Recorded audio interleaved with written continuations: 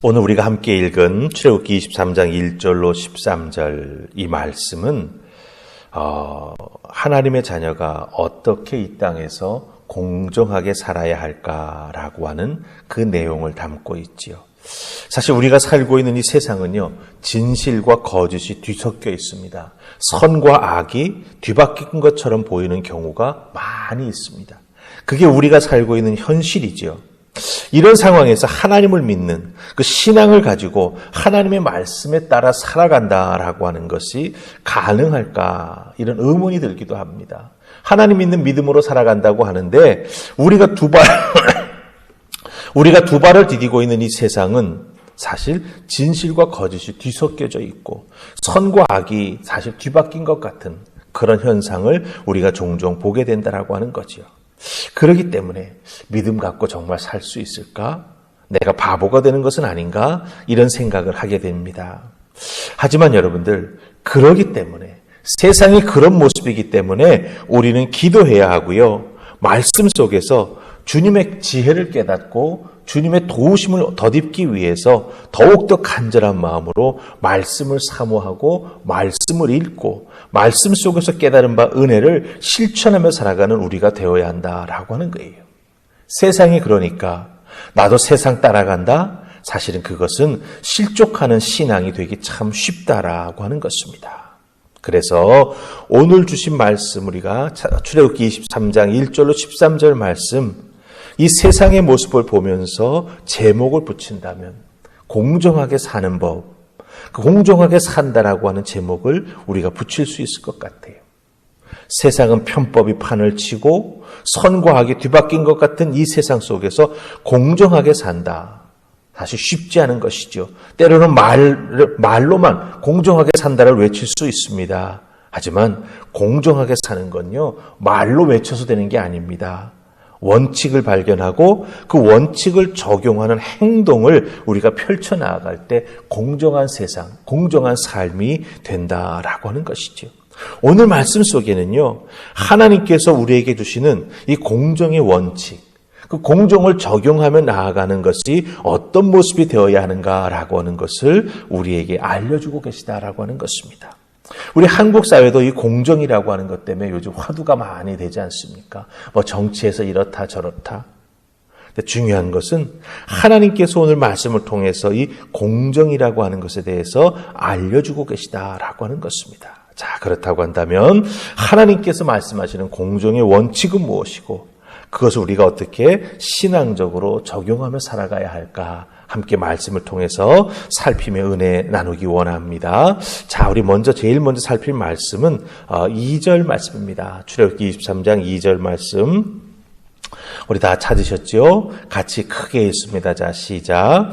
다수를 따라 악을 행하지 말며 송사의 다수를 따라 부당한 증언을 하지 말며. 아멘. 2절 말씀 속에 보면 반복되는 표현이 하나가 있지요. 다수를 따라 이게 2번 나오고 있습니다. 다수를 따라 못모하지 말라 하나님께서 이렇게 말씀했습니다. 이 다수를 따라라고 하는 이 말은 다수가 옳다라고 생각하는 것. 우리 민주주의 사회에서는 다수의 생각이 사실은 대세라 다수결의 원칙에 의해서 뭔가를 결정하고 나아가기도 합니다. 또 다수를 거스려 나아가는 것도 쉽지 않은 어떤 삶의 모습일 수도 있지요.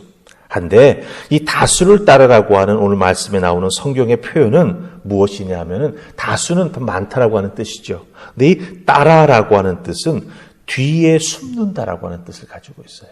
그러니까 정말 자기의 생각은 따로 있을 수도 있지만 다수의 생각과 다를 수도 있지만 그 다수와 함께 살아가야 하기에 그 다수를 거스려 살아가는 것이 어렵고 힘들기에 그 속에서 내 뜻은 이게 아니다라고 말하는 것이 어렵고 힘들기에 그 다수의 뒤에 서서 자기의 뜻을 드러내지 아니하고 그냥 따라간다라고 하는 그런 의미를 가지고 있습니다. 그러니 어떻습니까? 생각이 달라도 다수가 말하면 예 맞습니다. 그러면서 고개를 숙이며 끌려가는 그런 이미지가 이 다수를 따라라고 하는 표현 속에 담겨져 있다라고 하는 거죠. 근데 이게 2번 반복되고 있습니다. 무엇을 의미합니까? 성경에서는 반복되는 표현이 있으면 강조하는 겁니다. 눈여겨보라고 하는 것이죠. 그런 의미에서 다수를 따라 우리가 신앙생활에 나아간다. 하나님께 주시는 말씀의 은혜가 있는데 그것이 다수가 살고 있는 이 세상 속에서 적용하거나 실천해 나가기 어려우니까 그냥 다수의 뒤에 숨어서 할 수 없이 내가 세상 편하게 살아야 하니까 그들을 따라가야겠다. 그게 아니라고 하는 겁니다. 생각보다 우리의 일상의 평범한 삶에서 다수의 영향을 참 많이 받습니다. 때로는 그 다수가 악을 행하거나 부당한 일을 행하는 것을 보면서도 나는 혼자이기에 거기에 대해서 아무 말 하지 못하고 그냥 넘어가는 경우가 우리에게 일어나고 있다고 하는 거죠. 그런 의미에서 여러분들, 세상에서는 다수는 사실은 권력입니다. 힘입니다. 그 권력에 맞선다라고 하는 것이 쉽지 않아 보이는 것이죠. 하지만 하나님이 우리 믿는 자들에게 다수를 따라 못모하지 말라 말씀해 주시는 이유가 무엇입니까? 다수가 행하는 어떤 그 대세의 흐름에 그냥 끌려가게 되면 믿음의 원칙이 무너질 수 있다라고 하는 겁니다. 하나님을 믿는다 하면서 그 다수를 침묵하며 따라가는 것이 옳지 않음을, 뭔가 거북한 것을 자꾸 속으로 느끼고 있는데 거기에 대해서 행동하지 아니한다면 우리는 결국은 하나님을 거스르는, 사실은 참 소극적으로 우리들의 신앙생활에 나아가면서 적극적으로는 하나님의 말씀에 거스르는 우리가 될 수 있다라고 하는 것이죠. 그렇기 때문에 이 대세의 흐름 쉽지 않지만 하나님 주시는 은혜와 믿음으로 하나님께서 주시는 용기를 붙잡고 거슬러 나아가야 될 부분은 거슬러 나아갈 수 있는, 치열하게 하나님 말씀에 순종하며 나아가는 우리의 모습이 꼭 필요하다라고 하는 것을 오늘 말씀 다수에 따라 못모하지 말라라고 하는 이것을 통해서 하나님은 우리에게 말씀해 주십니다. 그렇기 때문에 여러분들, 어렵고 힘든 부분이기는 하지만 남들이 뭐 하니까 나도 뭐 한다.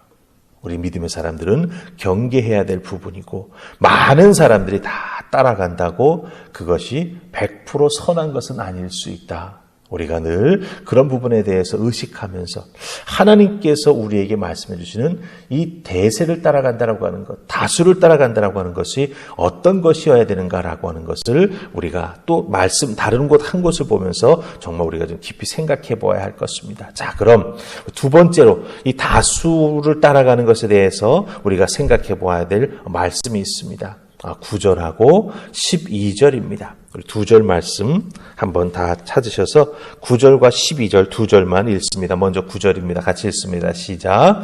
너는 이방 나그네를 압제하지 말라. 너희가 애굽 땅에서 나그네 되었은즉 나그네의 사정을 아느니라. 우리 12절입니다. 너는 엿새 동안에 내 일을 하고 일곱째 날에는 쉬라. 내 소와 나귀가 쉴 것이며 내 여종의 자식과 나그네가 숨을 돌리리라. 아멘. 자, 우리가 9절과 12절을 읽었는데 여기에도 보면은 나그네라고 하는 표현이 나와요. 특별히 9절에 보면은 애굽에서 너희가 나그네였지 않았느냐. 그러니 너희들은 나그네의 사정을 잘 안다. 그래서 나그네는 사실 대세에 거스르기가 쉽지 않습니다.